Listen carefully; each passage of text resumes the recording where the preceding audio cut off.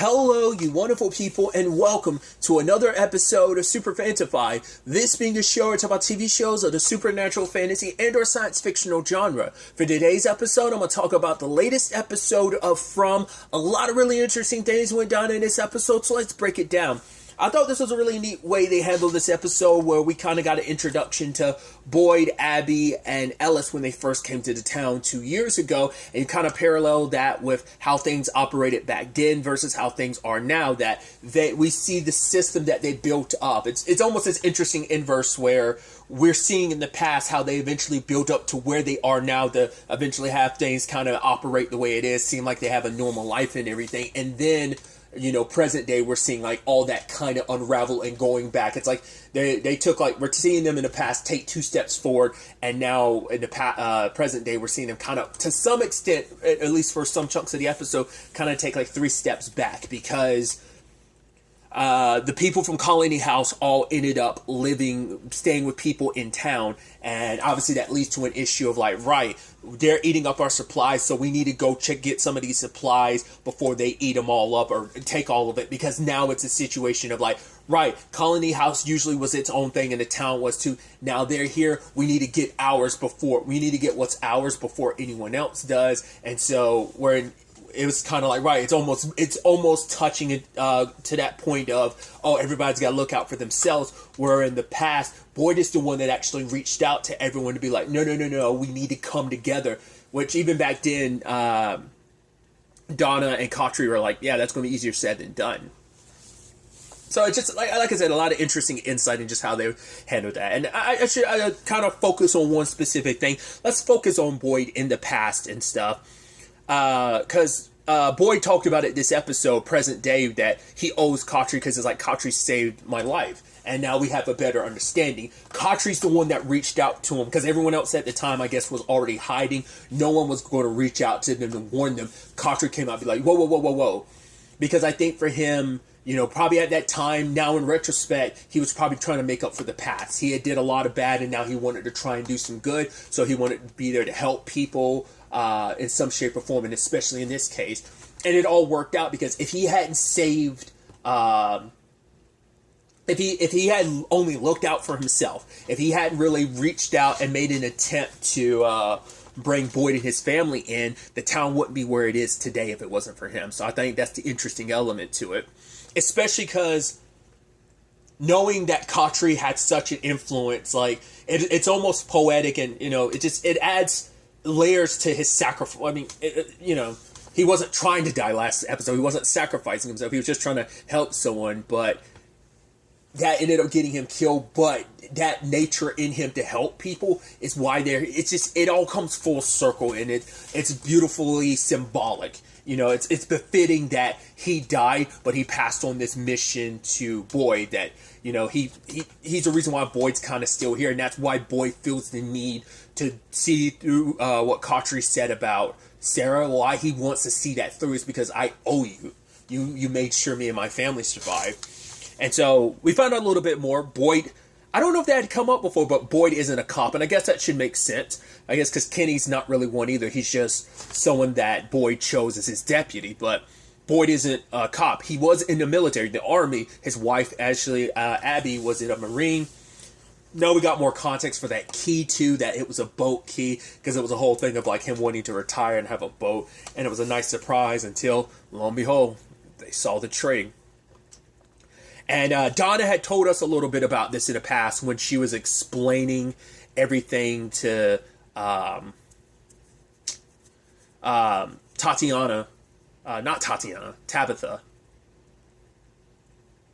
Yeah, Tabitha, not Tatiana.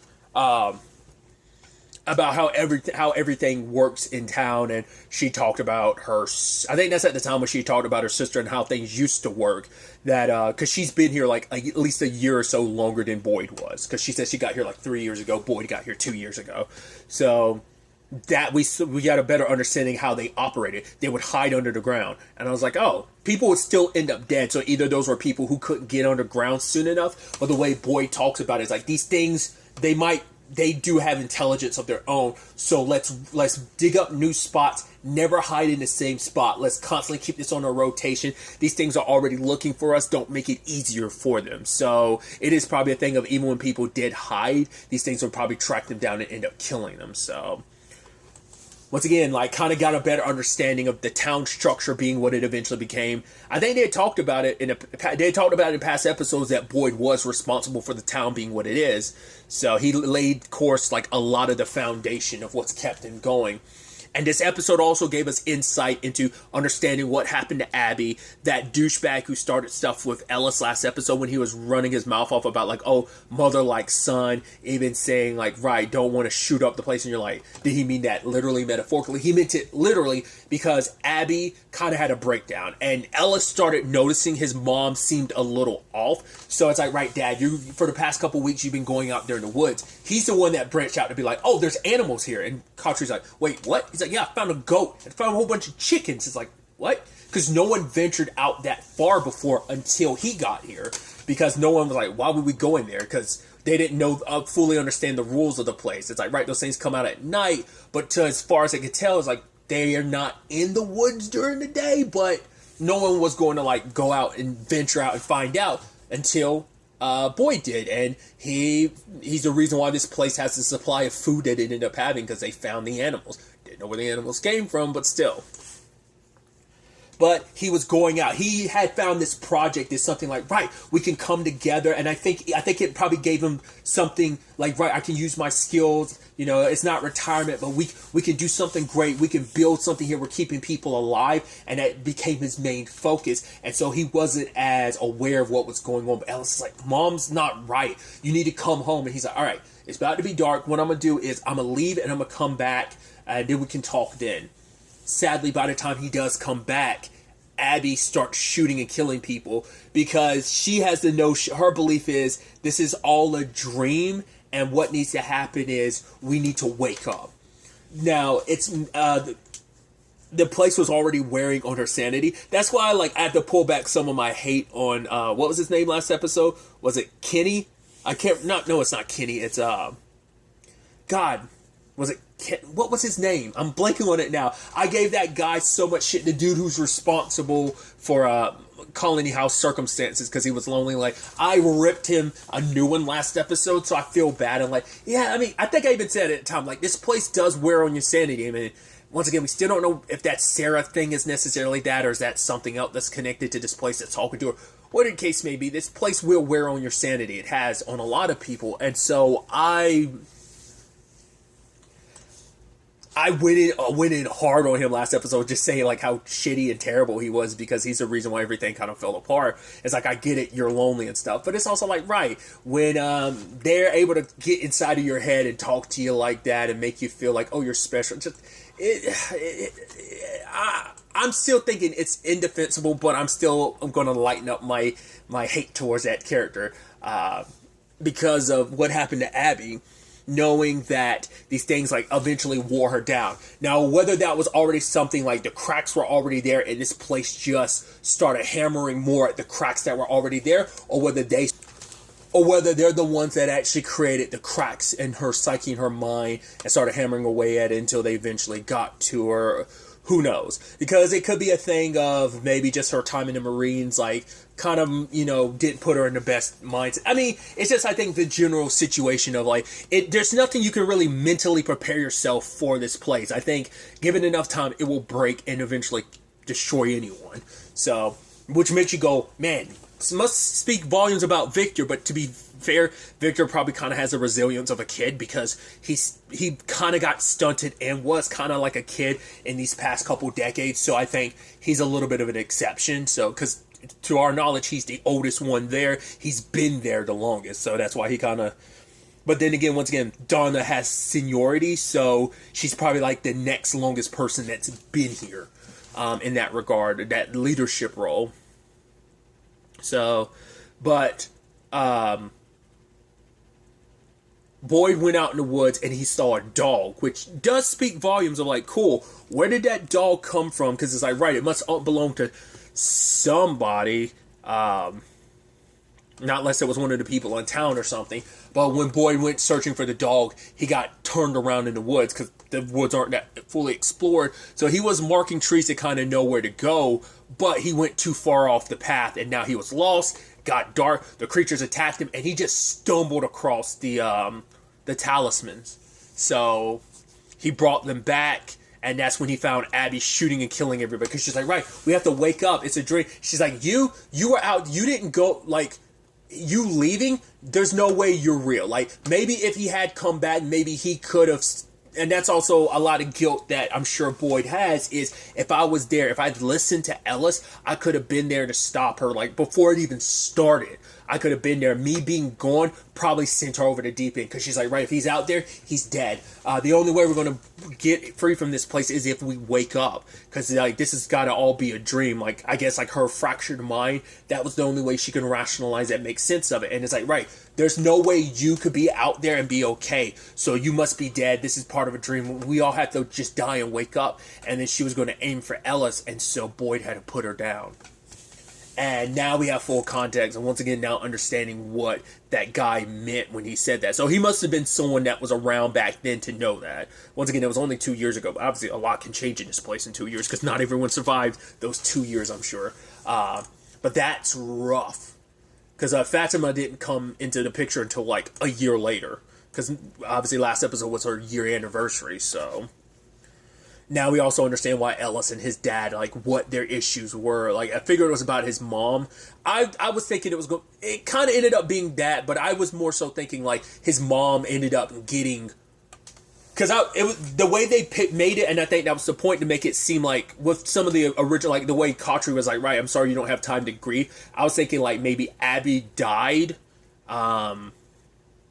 I thought, like, Abby died, like, she sacrificed herself or got eaten by the monsters, and maybe on some level Ellis blamed Boyd because he wasn't there at the time. That's what I thought about him being out there in the woods. I was under the impression, I was thinking, like, oh, don't tell me she's going to go in the woods looking for him and get herself killed in the process. It's like, no, what happened. But that's also what someone else was talking about, like, right, I'm sorry, but that sacrifice worked in the grand scheme of things. Maybe it would have been better if you were here to stop Abby doing from she did. Yes, she took a couple lives, but you coming back with those talismans saved even more lives in the long run. You gave more stability to this place. And I love that Kenny kind of chews out both Donna and Boyd later on, because it's like, no, you got to do what you got to do, and you told me I've got to step up. Well, I'm going to step up, and you, Donna, you need to go back to being that hard ass that everyone's afraid of. I know you went through what you went through. They lost 14 people at Colony House, but like, you're just going to have to get over that, because he ends up saying that you thought it's a good thing you found those talismans. It kept us alive. Yes, I'm grateful for that. It is a good thing you did, but in the long run, they were always a band-aid. We were pretending like this place was okay, like everything was okay, and we weren't okay. None of this was okay. And I think that ends up being a really interesting theme for this episode, of pretending like everything's okay when it's not. Because I brought that up in the first episode. I'm like, it's so weird. Wait, with everything going on in this town, you're just living like everything's fine. And then even Jim points it out later on after the whole Sarah thing. It's like, yeah, you're acting like it's like great here. It's not. And now it plays into that, because, right, the talismans are only temporary. Eventually, it's not going to be enough. Look at what happened to Colony House. Eventually, these things are going to wear someone else down, and there's going to be more casualties. Like, that was because I think it's just, obviously, it's like one or two at a time, usually. It's never like a mass hit like that. It probably hasn't been that many deaths in a very, very long time. It's probably not, ever since they found the talismans, there's probably hasn't been any deaths like that, like to that extreme. Like, that's 14 dead people. At most, they probably had, like, before this was like Frank's family, so that was 2 people. And then it was like 3 because of Sarah at the hospital and everything. But still, it was never double digits like that, probably not for a long time. So I can understand why that probably... it's even probably feeding even more into what Kenny was saying, but it's like, right, we have to do this. We have to make moves, because we need to get out of here, because we can't stay any longer. We cannot assume that the talismans are going to keep us safe. It's like, it didn't help Colony House. It did help Fatima and Ellis, but still, it's like, that's not a guarantee anymore. We can't keep pretending, living these normal lives like everything's okay. We got to take a chance now. So we have Jim and Jado working together, like, right, they go to Donna about using Colony House to make the antenna because it's the highest point in the town, and if we build a, maybe we could get some, a signal out there. Granted, there's no guarantee, like, even Jim's like, yeah, we don't know what this place is. We don't know where we are, what this place is, but we have to make an attempt. That's the thing. Even if someone hears the signal, what is that going to do? Because they'll come here and they'll get stuck too. But maybe if you're able to communicate with them. But that's the thing. How do you explain your circumstances to someone? Because they'll show up and it's just like, if it even works like that. They got static before. We'll see what happens upon building the tower. But even Donna was like, right. She gave them permission because she's like, right, most of the people won't come back here after everything that went down in Colony House. So she's like, I'm literally out here picking up the pieces of people scattered around. So do what you need to do, and kind of see where things kind of go from there. Boyd initially was thinking about leaving with Sarah, but he had to go back in town and saw that the town was falling apart, so he didn't want to leave yet. But Kenny talked some sense and was like, you need to go. So before he left, he wanted to clear the air with Ellis, and he opened up to Ellis. He's like, I'm sorry about what happened. You have every right to be angry with me. You don't have to listen to me, but the fact is what happened. I'm sorry, and at the end of the day, you will always be my son, and I love you. And Fatima ended up talking to him, was like, right, I wasn't there, but you need to go see your dad, because if something happens, you will never forgive yourself for the rest of your life. The fact is that your dad, he did what he did to save lives. I get it. You were angry about what happened, and it made it easier just to blame your dad. You needed to blame someone for what happened. But it's like, what you're going through, at no point have you taken the time to be in your father's shoes. Like, you haven't really taken the time. You've been so focused on how you're feeling and being so mad at him, you haven't thought about how he's feeling, the guilt he has over that day. Like, you want to blame him for what happened, but how much do you think he's blaming himself for killing your mom? Like, she was still the woman he loved and everything. So, and what Fatima said ended up getting to him, so he did go reach out to his dad and, apologized for everything. Because it's like, right, if you hadn't gotten those talismans back when you did, me and Fatima wouldn't be alive right now. I mean, who knows how many people would be dead right now. They'd be still going up, but maybe they would have been able to continue doing what they were doing. But even that would have, the talismans gave them more time. If they had kept doing what they're doing, they would all eventually be dead already, I'm sure. The talismans gave them way more time, but still. He thanked his dad because it's like, if you had never brought those talismans back, me and Fatima wouldn't have made it through the night at Colony House. So you did the right thing even back then, and also told us that at the end of the day, despite how you feel, despite the way I might have made you feel, it wasn't your fault what happened, Obviously, he knows about the Sarah thing to some extent now. I guess he walked with Donna and probably told her about, like, how he was going to go to the woods, but he probably never, like, fully explained, like, the Sarah angle to it. That's something just between him and Cautry. That dies with Cautry. Now, Ellis knows, but he's like, right, just don't tell anyone. I got to go with her. She might be the means to an end to figuring this all out. So they're still going off together. How that'll play out, we'll ultimately have to wait and see. Obviously, he still doesn't fully trust her. Even threatening, like, yeah, you do anything, you prove them not be what Cautry said you are, I will put a bullet in you. And he's even handcuffing her just to be safe, because he can't trust her, especially with these voices and what they might talk her into doing. So there's that whole situation. I did like the whole thing between him and Donna. It's like, right, we don't always agree, but it's like, right, you go out there, you get back here, and she was also saying, like, all right, now get out of here before people start thinking we're friends or something. I love it, because she's like, yeah, without you around, who am I going to argue with? He's like, I'm sure you'll find someone. I like their back and forth. Because they're both people who, at the end of the day, have done what they've done, trying to do their best for the town in their own ways, too. Whether it's her at Colony House or him in the town and so on and so forth. They all just care about people and trying to do what they can to keep people alive. Just didn't want to have to deal with more and more death. Because even Donna's like, at the end of the day, you've done more for this town than anyone could even ask you for. Like, what you've lost, what you've had to sacrifice in turn for the safety of this town. That's more than anyone should be asked to give.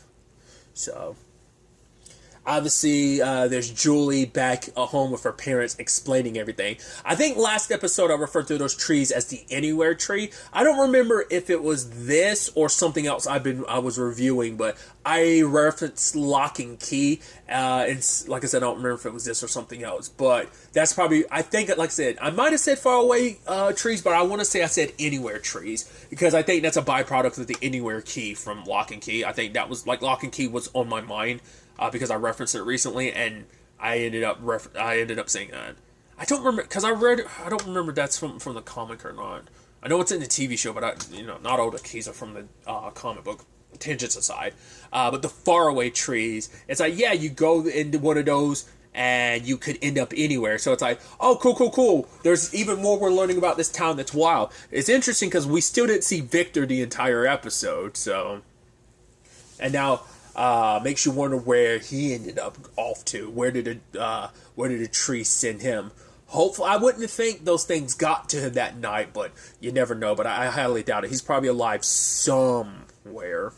So, obviously, for Julie, she's breaking down because she found some comfortableness at a colony house that she felt some form of, because once again, everyone pretending like everything's okay, like, oh, we have a normal town, and the struggles and the bad side of things, because Julie hasn't really had to encounter any of that since the night they came, that night that they came to town.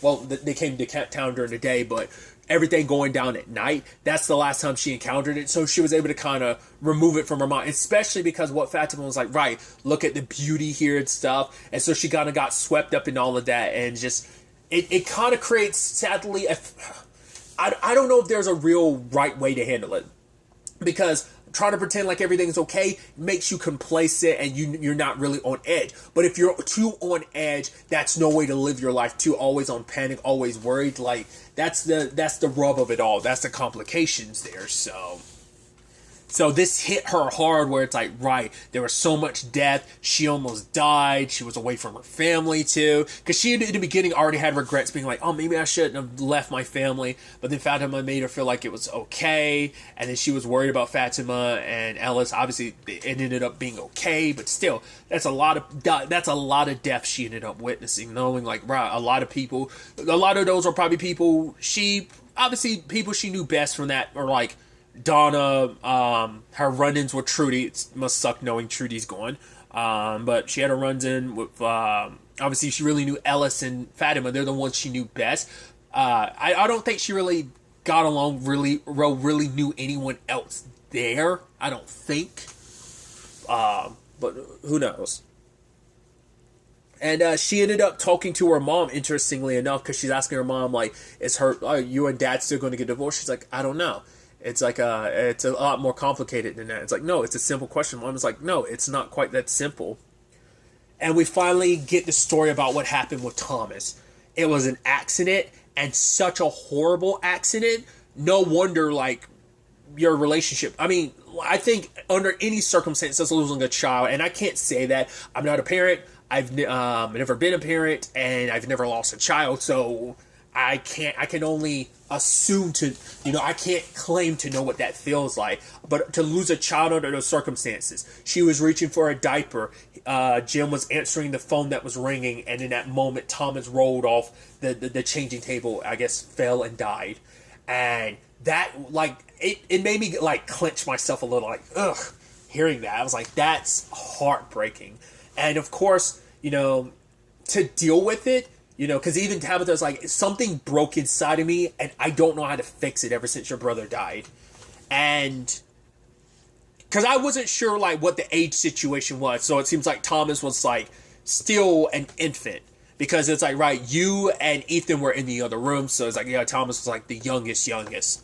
And Tabitha and Jim, just to make sure everything was okay, tried to pretend like everything was okay. And she said at the end of the day, that was probably made things that much worse, because they buried all that pain and all that they were going through until it finally, like, had a impact on their lives and their relationship. And obviously Julie probably acted out the way she does, especially towards Ethan to some extent. She was kind of a douche to him in the first episode, and I think there might be a correlation there because she even said it herself. She already knew about her parents getting a divorce, that this whole trip was, hey, at one point you're going to eventually sit us down and explain like what was going to happen. So, but because Tabitha talks about the fact is that every time she looks at Jim, she's like, I love him so much, but every time I look at him, all I can hear is that fucking phone ringing. So every time she looks at Jim, she just looks at like that 1 second. That 1 second they both looked away. It's like, it was just a mistake. No one saw that coming, and it was just a terrible tragedy. And so, because the way Tabitha explained it is, it's something you can only understand when you become a parent. She was saying that your children become your life. So when they lost Thomas, it broke them. It broke her, definitely. And so they both end up apologizing to each other, because I think for Tabitha, it's like, I wasn't there just because I was dealing with things, and we didn't handle things in the best way, and we didn't realize how much of an impact and how much of an effect that was going to have on you. But then also, Julie apologizes because she was like, I had no idea. Like, why didn't you guys ever tell me that? Especially because she went off on her mom being like, Thomas is dead. You still have us. Because she was like, am I the reason why you guys aren't happy? But it's like, no, don't ever think that. It's like, you might be older, but you'll always be my little girl. So that's why I didn't really ever tell you the truth, because I didn't want that to kind of weigh on you. So they still haven't, I guess, dug deep enough to find out the secret to this electricity. I'm assuming maybe in the next episode or so that's going to come up about whatever the hell that is, and maybe to have some correlation, because they are building the tower at Colony House, and the whole town is coming together to try and make this happen. It gives them at least some form of hope. At least it gives people something to work towards. I think Jim should have probably listened to Jay when Jay was like, yo, I've been seeing these symbols everywhere, plus trying to find Victor, but he was like, right, I don't need that. And obviously chewing him out for, right, what my daughter went through. You're up here kind of being an asshole. Then also, you left me high and dry when it came to the tower thing, and now they kind of got distracted by all this, but there's still the whole thing of, yeah, it is. I think that's a perfect metaphor of like the picture of Victor getting slapped out of his hand. That plot doesn't matter. It's almost like the show saying that, like, let's not sidetrack, but like, oh, we got this other thing we believe is going to save us, even though it's like Victor's a key part to all of this, and I think now Ethan is. Hence why Victor was like, yo, go tell your brother about like kind of what's going on, because he knows at least some extent of what with all these circumstances. So it's definitely going to be interesting to see where everything ends up taking us going forward into the next episode.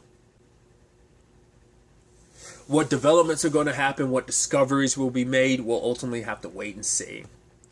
But really, that's all I want to talk about. Until the next time we meet, be happy, be safe, live life to the fullest, and enjoy it.